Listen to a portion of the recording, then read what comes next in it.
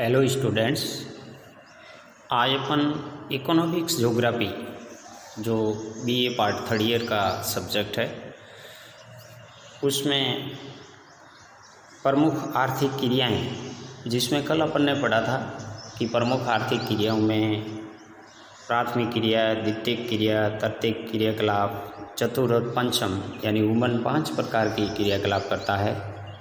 उसमें से प्राथमिक क्रियाएं क्या होती है इसके बारे में कल अपन ने थोड़ी बहुत चर्चा की थी। तो प्राथमिक क्रियाओं का मतलब होता है कि जिसका संबंध धरातलीय प्राकृतिक पदार्थों से होता है उसे अपन प्राथमिक क्रियाएं कहते हैं, या जिसके अंतर्गत यानी धरातल के कच्चे पदार्थ को निकालने या खनन का कार्य सम्मिलित होता है। जैसे खाद्य संग्रहण है, पशुपालन है, मत्स्य पालन है, कृषि है, आखेट है, खनन है, लकड़ी काटना है, ये सब क्या है? प्राथमिक क्रियाएं हैं। अब खाद्य संग्रहण, पशुपालन के बारे में कल की क्लास में अपन ने अध्ययन किया था। और पशुपालन के 3 तरीके हैं, जिसमें एक होता है चलवासी पशुचारण, एक होता है व्यापारिक पशुचारण और एक होता है दुग्ध पशुपालन। अब नेक्स्ट आज अपन मत्स्य पालन के बारे में चर्चा करेंगे। मत्स्य पालन ये एक प्राथमिक क्रिया है और प्राचीन समय से ही यानी मत्स्य पालन होता आ रहा है। अब यदि बात करें कि मत्स्य पालन वर्तमान समय के अंदर इसका महत्व बढ़ गया है। यदि जल की प्रकृति के आधार पर मत्स्य पालन को, मछलियों को 2 वर्गों में विभाजित किया जाता है कि जल की प्रकृति कैसी है। एक तो ताजे जल की मछलियाँ और एक होती है खारे जल की मछलियाँ।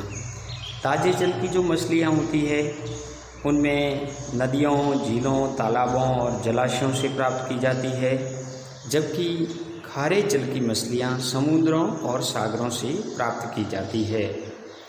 समुद्री मछलियों को उनके स्थिति के आधार पर वापस खुले समुद्रों के आधार पर उसको 2 वर्गों में विभाजित किया गया है, जिसमें पहला है बेलावर्ती मछलियाँ।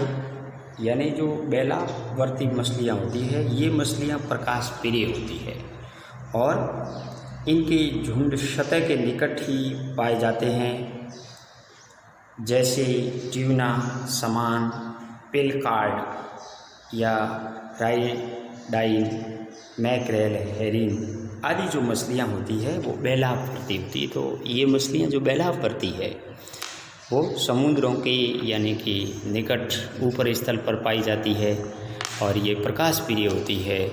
जहाँ सूर्य का प्रकाश ज़्यादा रहता है वहाँ रहती है।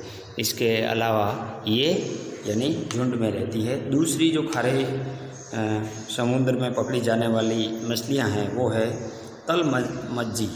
तलमज्जी मछलियाँ होती है। ये मछलियाँ समुद्र के तल में पाई जाती है और जहाँ पानी ठंडा और कम प्रकाश होता है। ये मछलियाँ झुंड में नहीं रहती है। तलमज्जी मछलियाँ हैं वो झुंड में नहीं रहती है। इसमें जैसे कॉड है या हेलीबुट है या हैडकॉक है, ये जो मछलियाँ हैं वो तलमज्जी मछलियों के उदाहरण हैं। तो मित्रों, मत्स्य जो पालन है विश्व में बड़े स्तर पर किया जाता है। अपन ने पढ़ा एक खारे पानी की मछलियाँ होती है और एक ताजे पानी की मछलियाँ होती है, लेकिन विश्व के अंदर लगभग 85% मत्स्य पालन होता है वो खारे पानी में ही होता है, अर्थात समुद्र और सागरों में ही होता है। और ताजे पानी में केवल 15% होता है। ताजे पानी में विश्व में सर्वाधिक जो मछलियाँ उत्पादन होती है वो चीन में होती है। तो ऐसा ही और विश्व के अंदर यानी कि कुल जो आहार है, कुल खाद्य है यानी कि पदार्थ है, उसमें से 4% यानी भाग मछलियों से प्राप्त होता है। तो विश्व के कुल आहार का 4% भाग मछलियों से प्राप्त होता है। इसका मतलब ये हुआ कि विश्व के खाद्य पदार्थों में मछलियों का बहुत बड़ा रोल होता है और बड़े स्तर पर इसका व्यापार किया जाता है। कुछ देश ऐसे हैं जिसका प्रमुख आहार मछली ही होता है, जैसे नॉर्वे है, आइसलैंड है, जापान है। तो नॉर्वे, आइसलैंड, जापान ये ऐसे देश हैं जो यानी जिसका प्रमुख आहार है वो मछलियाँ है। और पूरे विश्व में लगभग 10 करोड़ मैट्रिक टन मछलियाँ पकड़ी जाती है। उसमें से 85% मछलियाँ समुद्रों से पकड़ी जाती है और इसके अलावा केवल 15% ही मछलियाँ ताज़े जल से मिलती है। नवीन तकनीकी के आधार पर जापान का समुद्र मछली के उत्पादन में 8% योगदान रखता है। नवीन तकनीकी के हिसाब से जापान के अंदर यानी कि मछलियाँ पकड़ी जाती है जापान सागर के अंदर, और जापान सागर के अंदर मछली की अनुकूलन दशाएँ इसीलिए है क्योंकि यहाँ 2 जल धाराएँ मिलती है, क्यूरोशिवो और ओयोशिवो, जहाँ मछली ये दोनों जल धारा ठंडा जल और गर्म जल जहाँ ज़्यादा मिलता है वहाँ मछलियों का जो भोजन होता है जिसको अपन पलवक कहते हैं, तो पलवक की जहाँ ज़्यादा होता है वहाँ मछलियाँ ज़्यादा यानी पैदा होती है।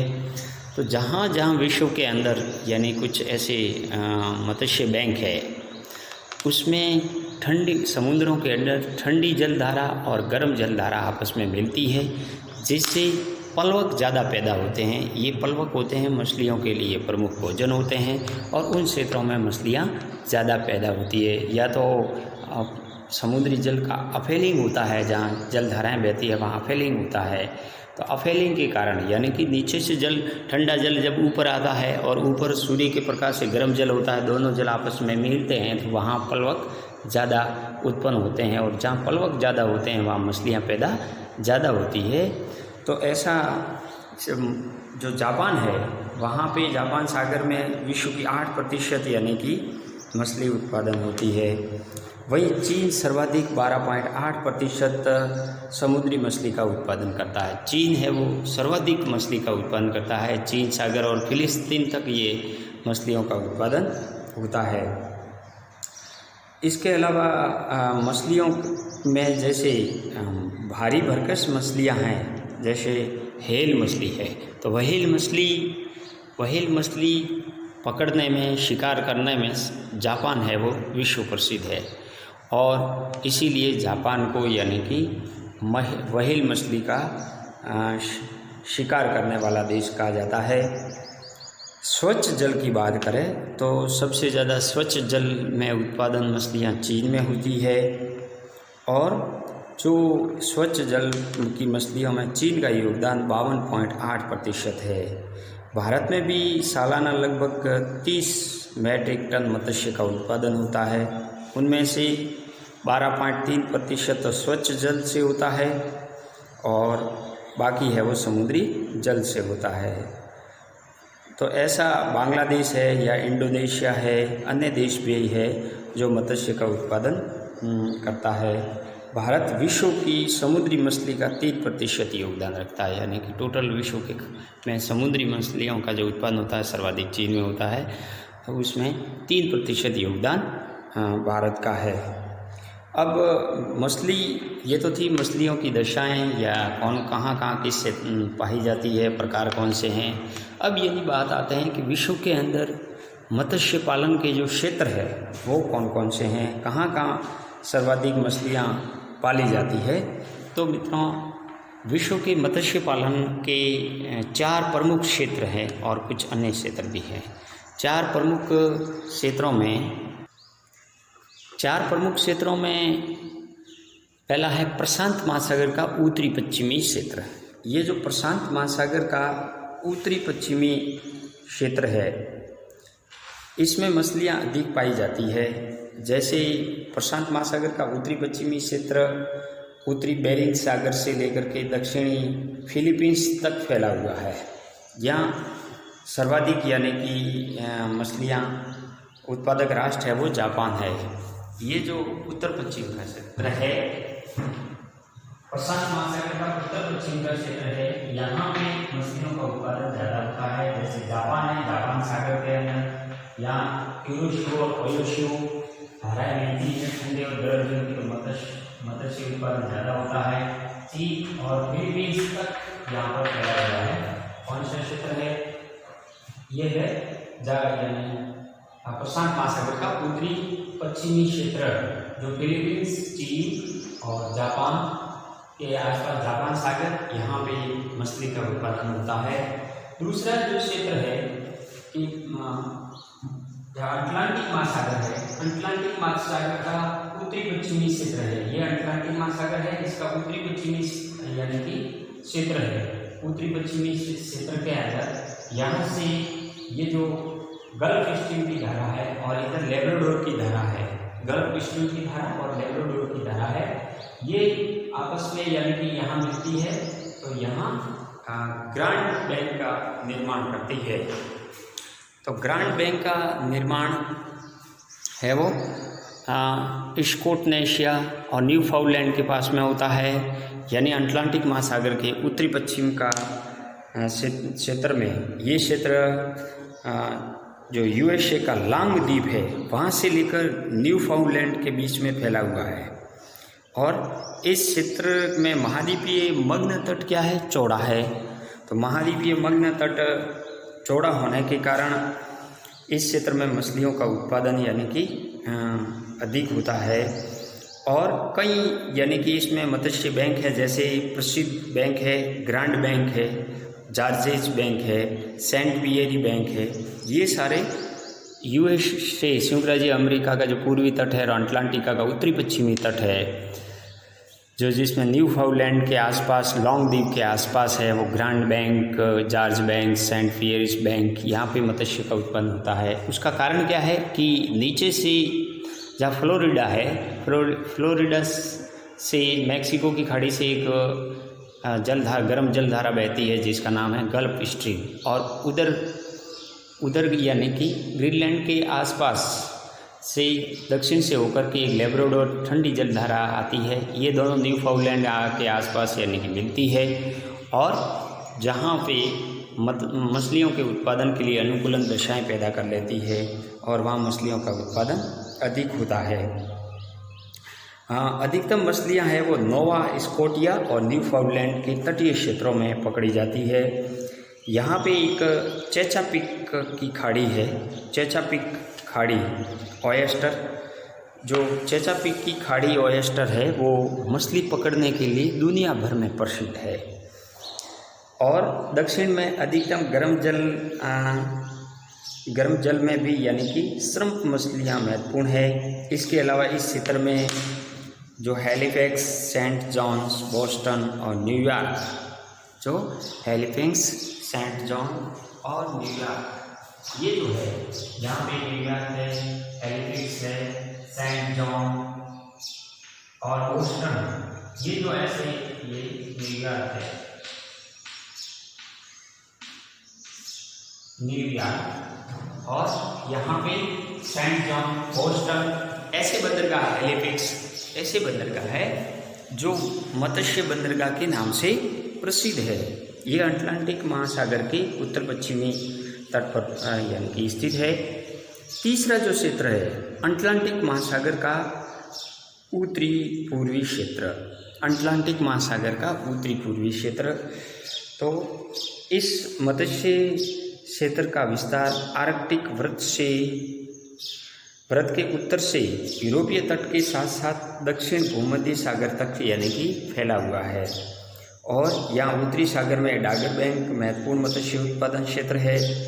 इस क्षेत्र में गल्फ स्ट्रीम धारा के कारण समुद्र सालों भर खुला रहता है। यूरोप का विस्तृत महाद्वीपीय तट लंबी कट्टी फट्टी जो रेखा है, तटीय क्षेत्रों में कृषि योग्य भूमि की कमी के कारण मत्स्य का विकास अधिक हुआ है। इस क्षेत्र में Norway, Sweden, Denmark, Netherlands, France, Iceland, UK मत्स्य पकड़ने वाले प्रमुख देश कहलाते हैं।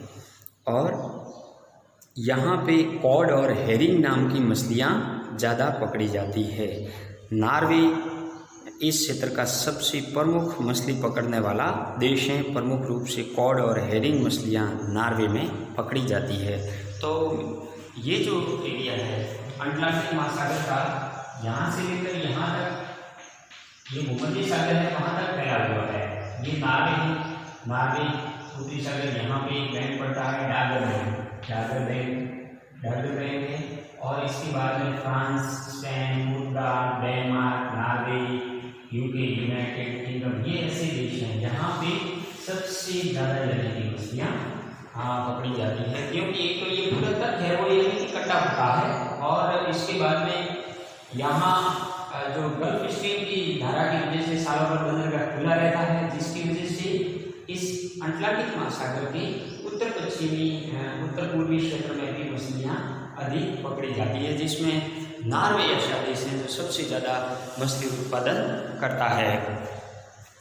इसके बाद में तीसरा जो क्षेत्र है, चौथा क्षेत्र है प्रशांत महासागर का उत्तरी पूर्वी क्षेत्र।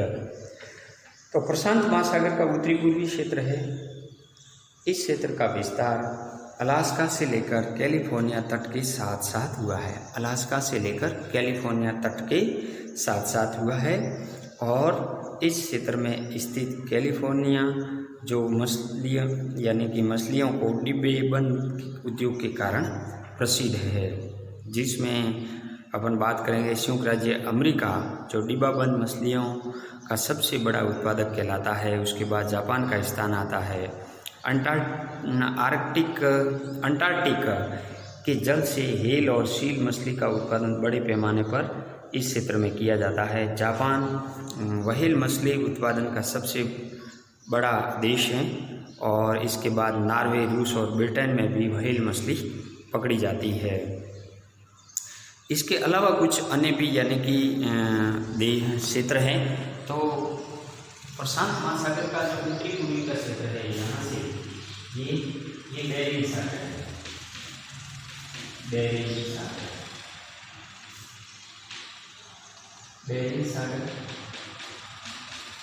सागर से लेकर के यहाँ से लेकर के यहाँ कैलिफोर्निया तक ये मत्स्य के लिए मत्स्य उत्पादन के लिए अनुकूल दिशाएं उत्पन्न करता है। और यहाँ से लेकर यहाँ तक ये कैलिफोर्निया है, कैलिफोर्निया जो यहाँ ज़्यादातर यानी कि डिब्बेबंद मछलियों के लिए प्रसिद्ध है। कैलिफोर्निया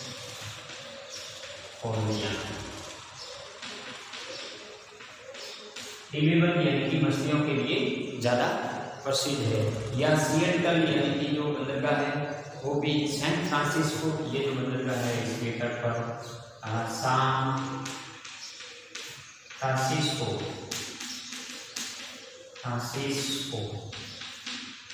सैन फ्रांसिस्को है, और डिब्बेबंद मछलियों के उत्पादन के लिए प्रसिद्ध है। इसके अलावा कुछ क्षेत्र ऐसे हैं जैसे पेरू तट, ये जो पेरू तट है यहाँ भी मछलियों का उत्पादन होता है।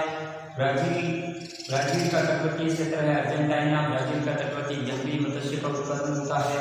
दक्षिण अफ्रीका का दक्षिणी भाग है, अफ्रीका का दक्षिणी भाग है, यहाँ पे दक्षिण अफ्रीका देश है, यहाँ पे मछली का उत्पादन होता है। इसके अलावा इंडोनेशिया का तटवर्ती क्षेत्र है, यहाँ मछलियों का उत्पादन होता है। ऑस्ट्रेलिया के यानी कि दक्षिणी ऑस्ट्रेलिया के तटवर्ती क्षेत्रों में भी मत्स्य का उत्पादन होता है। और यहाँ पे जो है लाल सागर है या फारस की खाड़ी है, या लाल सागर फारस की खाड़ी के अंदर पर्ल मछली पकड़ी जाती है, पर्ल मछली पकड़ी जाती है। यहाँ पे भी पेरू तट पर भी मछलियों का उत्पादन होता है। तो विश्व के कुछ अन्य ऐसे क्षेत्र हैं जहाँ पे मछलियों का उत्पादन होता है, जिसमें प्रमुख क्षेत्र है जैसे पेरू एंकोविश, ये मछली का सबसे बड़ा उत्पादक देश है पेरू एंकोविश। पर्ल मछलियों, अभी अपने पढ़ा, पर्ल मछलियों का कार्य उष्ण कटिबंधीय सागरों में किया जाता है, जैसे फारस की खाड़ी है या लाल सागर मन्नार की खाड़ी है, जो पर्ल मछलियाँ पकड़ी जाती है। पुर्तगाल और जापान में भी मछलियों की खपत सर्वाधिक है। इसके पश्चात डेनमार्क, नॉर्वे और स्वीडन का स्थान आता है। विश्व में मछलियों उत्पादन में कुछ अन्य जो क्षेत्र है, जिसमें जैसे पेरू का तटवर्ती क्षेत्र है, ये जो पेरू है, पेरू का तटवर्ती, तो यहाँ पे इसका कारण क्या है कि यहाँ सागर का जल अफेलिंग होता है, तो नीचे से ठंडे जल की धारा आती है जो पेरू धारा है, और ऊपर से यानी कि गर्म जल की धारा आती है जो विषुवत रेखा है। विषुवत रेखा के पास से गर्म जल की धारा आती है और नीचे से यह ठंडे जल की धारा आती है। ये दोनों जल धाराएँ पेरू तट के पास में मिलती है, जहाँ एल नीनो और ला नीनो जहाँ क्षेत्र होते हैं। तो एल नीनो के समय नहीं, ला नीनो के समय जब नीचे से ठंडा जल ऊपर आता है अफेलिन के कारण, तो ऊपर गर्म जल होता है, ठंडा और गर्म जल आपस में मिलता है, तब वहाँ पे यानी मछलियों के लिए अनुकूलन प्लवक का निर्माण हो जाता है। और पेरू वालों का मुख्य व्यवसाय है वो यानी कि मछली पकड़ना ही है। तो जब लाल नीनो बढ़ता है यानी नीचे से ठंडा जल है वो ऊपर आता है, फीलिंग होता है और ऊपर गर्म जल में मिल जाता है, तो ऐसी स्थिति के अंदर वहाँ तापमान कम हो जाता है और कम तापमान होने की वजह से हाई प्रेशर बन जाता है, जिसको ला नीनो कहते हैं। ऐसी स्थिति के अंदर पेरू तट के आसपास बहुत सारे मछलियों के भोजन में जो प्लवक है वो निर्मित हो जाते हैं और इसके कारण खूब सारी मछलियाँ वहाँ निर्मित होती है या खूब सारी मछलियाँ पनपती है, जिससे पेरू तट के आसपास मछली पकड़ने की अनुकूलन दशाएं उत्पन्न होती है। इसके अलावा अर्जेंटीना और ब्राज़ील का तटवर्तीय क्षेत्र है, या अभी वनपोडा की दक्षिणी अफ्रीका का तटवर्ती क्षेत्र, ऑस्ट्रेलिया का दक्षिणी तटवर्ती क्षेत्र, इंडोनेशिया की तटवर्ती क्षेत्र, ये ऐसे यानी कि क्षेत्र हैं जहाँ पे मछलियों का उत्पादन बड़े स्तर तक यानी कि होता है। अब बात आती है कि उष्णकटिबंधीय महासागरों में मछली का विकास व्यापारिक स्तर पर नहीं हुआ है। जहाँ उष्णकटिबंधीय महासागर है वहाँ व्यापारिक स्तर पर इसका उत्पादन नहीं हुआ है, क्योंकि ज़्यादातर जो मछलियाँ पकड़ी जाती है या जो मत्स्य उत्पादन के क्षेत्र है अभी अपने पड़े हैं वो ज़्यादातर शीतोष्ण कटिबंधीय क्षेत्रों में स्थित है। शीतोष्ण कटिबंधीय क्षेत्रों में ही स्थित है, उष्ण कटिबंधीय क्षेत्रों में बहुत कम है। कुछ एक जो पर्ल मछली है ये उष्ण कटिबंधीय क्षेत्रों में पकड़ी जाती है, बाकी ज़्यादातर है वो यानी शीतोष्ण कटिबंधीय क्षेत्रों में ही मत्स्य उत्पादन के ज़्यादा क्षेत्र है।